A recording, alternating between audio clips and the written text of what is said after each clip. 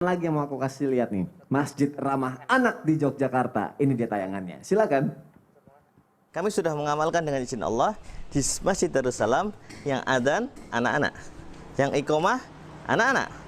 Bahkan ketika sholat Jumat, jamaah mau masuk ke sini, ya, jamaah sudah masuk ke naik tangga ke atas. Itu di tengah-tengah karena kita sekarang sedang kondisi pandemi, anak-anak sudah menyiapkan masker dan menyiapkan hand sanitizer. Baik jamaah yang ada di rumah, kira-kira gimana nih? Ini hubungannya sama yang tadi sempat tertunda lagi nih ya. Mengenai anak-anak yang datang ke masjid. Laki-laki ke masjid, anak-anak di rumah. Tapi takut orang tuanya ini nggak datang juga ke masjid, anak-anaknya lari-lari seperti Ustadz Syam bilang. Baiknya seperti apa Ustadz Syam? Mohon penjelasannya. Baik, bismillahirrahmanirrahim. Tabaik guruku Habib Usman, Ustadz Bani, Mas Soni, Faz yang dimuliakan Allah Subhanahu wa taala serta para guru-guru kami dan orang tua yang sedang berusaha menjadikan keturunan yang mendirikan salat. Rabbana ja'alna muqiminas salati wa min dzurriyyatina Rabbana wa taqabbal du'a. Ya Allah, jadikan kami orang-orang yang mendirikan salat dan keturunan kami. Hebatnya Nabi Ibrahim alaihissalam itu mendoakan sampai keturunan-keturunannya, bukan auladina disebut tapi dzurriyyatina. Semua keturunannya didoakan sama Nabi Ibrahim alaihissalam. Maka kita juga minta seperti itu supaya kita bukan hanya kita yang mendirikan sholat, tapi anak-anak kita yang insya Allah mendirikan sholat juga. Masya Allah. Maka yang pertama yang ditanyakan, boleh nggak anak-anak ke masjid? Sangat boleh. Sangat boleh, Masya Allah. Tapi dengan penjagaan orang tuanya. Makanya yang sedikit dipermasalahkan adalah ketika sang anak diperintahkan sama orang tuanya. Kata ibunya, kata bapaknya, ke masjid sana. Sana, azan sana ke masjid. Sini remote TV. Dia suruh anaknya ke masjid, sini remote TV. Subhanallah, dia mau nonton TV, anaknya disuruh ke masjid. Atau sana ngaji, sana ngaji. Orang tuanya suruh anaknya ngaji, terus dia minta handphonenya. Dia menonton di handphonenya. Maka subhanallah, ini adalah bukan sesuatu yang dicontohkan. Nah, kemudian disebutkan bahwasanya ketika memerintahkan anak ke masjid, usahakan bersama dengan anak dan diajarkan bahwa jangan berkumpul sesama dengan anak-anak. Ini kan kita kekeliruan kita biasanya orang tua di depan, anak-anak di belakang semua. Iya, betul. Wah, subhanallah, ini yang membuat anak-anak berisik karena nggak ada yang jagain. Sesekali anak-anak di depan nggak apa-apa. Sesekali anak-anak di depan atau sesekali anak-anak selang-seling. Apalagi kalau anak-anak ini sudah dikhitan, ya, udah bersih ya, udah dikhitan, udah disunat, maka di dekatnya, diselang-seling itu maka insya Allah itu adalah suatu keutamaan yang luar biasa. Bahkan cerita ya, kisah daripada Sayyidina Husain ya, Sayyidina Hasan al Husain ketika Rasulullah Sallallahu Alaihi Wasallam ditanyakan oleh para sahabat, ya Rasulullah, ayat apa yang turun tadi? Soalnya rukukmu panjang sekali.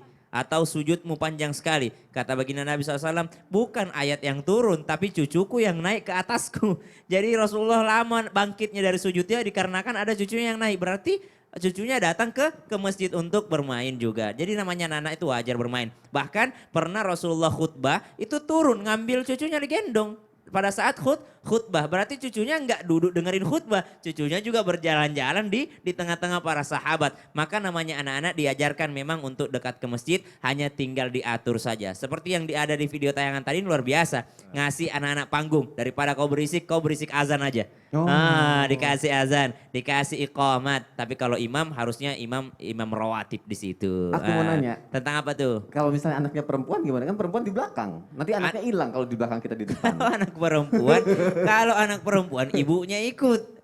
Kalau anak perempuan mestinya ibunya ikut. Karena ya bisa jadi memang seperti itu, anaknya kabur. Adik saya pernah kabur seperti itu, ikut ke masjid, jadi dia kabur ke belakang. Atau kalau nggak kabur ke belakang, dia lihat imamnya. Kang, abang saya yang imam yang mana nih? Kan biasa kalau di kampung tuh saya yang imam atau sholah nomor 2 atau ada yang nomor 3 yang imamin atau bapak. Jadi kalau dengar suara kita tuh dia nggak bisa bedain. Jadi datang dia, siapa sih yang imam gitu. Jadi tengokin gitu. Jadi dijagain sama ibunya. Kalau dalam hal anak perempuan berangkat ke masjid. Umur berapa sih anak itu berangkat ke masjid? Ya sekiranya anak itu sudah bisa membedakan yang baik dan yang buruknya. Maka subhanallah, yang lebih penting lagi adalah ketika kita berangkat ke masjid, perlihatkan kepada keluarga kita bahwa saya memberi efek baik ketika saya habis dari masjid. Yang keliru adalah ada orang rajin ke masjid, kalau pulang ke rumahnya marah-marah sama keluarganya. Aduh. Baru pulang dari masjid, Assalamualaikum. Mana makan malam? Assalamualaikum, mana tehku belum disiapin? Apa kau itu? Dia marah sama Jadi istrinya. nggak ada efek baiknya. Padahal dari masjid, harusnya orang yang pulang dari masjid, Astagfirullahaladzim. Kaget. oh itu marah-marah Itu contoh. marah, itu contohnya kayak gitu ya.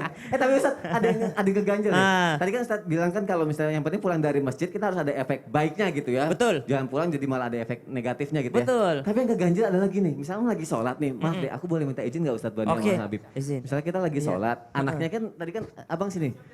Tadi kan, nah misalnya Ustadz kan Iya, imam nih. izin, Habib. Tadi kan Ustadz Syam bilang kalau misalnya boleh ajak anak, tapi ada orang tuanya juga kan. Betul. Nah, selang-seling gitu kan, misalnya Iya, kan selang-seling gitu. selang-seling. Biar anaknya nggak main-main di belakang. Betul. Tiba-tiba lagi sholat, berjalannya sholat nih, Allahu Akbar gitu kan.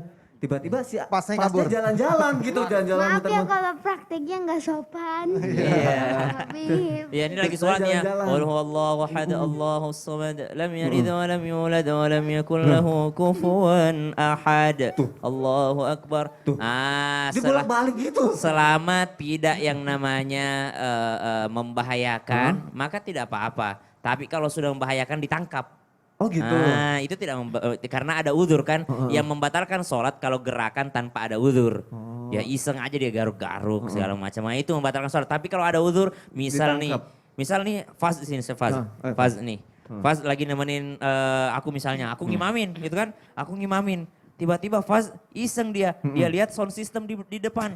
Datang dia masuk ke dalam, dia mau ngerecokin sound system. Boleh aku tangkap dia. Aku tangkap untuk kubalikin. Karena berbahaya baik bagi alatnya dan dia juga bahaya. Takutnya listrik gitu kalau udah berbahaya. Itu yang nanggung dosanya bapaknya toh. Kok dosa? Kalau misalnya lari-lari gitu, enggak berdosa. enggak Enggak berdosa. Namanya anak kecil enggak ada dosa baginya, hanya salah saja. Oh, baik. Diberitahukan. Ustadz yang tahu aja sound system mentang-mentang cucunya menyanyi dangdut. Oh iya ya. Iya, dekat-dekat sound system aja bawaannya mau Dia pengen ini. Iya, ya Allah. Silakan. Karena saya pernah dalam keadaan sholat itu ada anak kecil lari-lari, dia ambil air, dia mau siram kabel. Ya Allah. Langsung bapaknya batalin sholat, dia tangkap anaknya. Karena itu sangat berbahaya. Jadi Berbahaya. kalau ada uzur silahkan dibatalkan sholatnya. Masya Allah. Terima kasih Ustadz Syam Siap. untuk penjelasannya.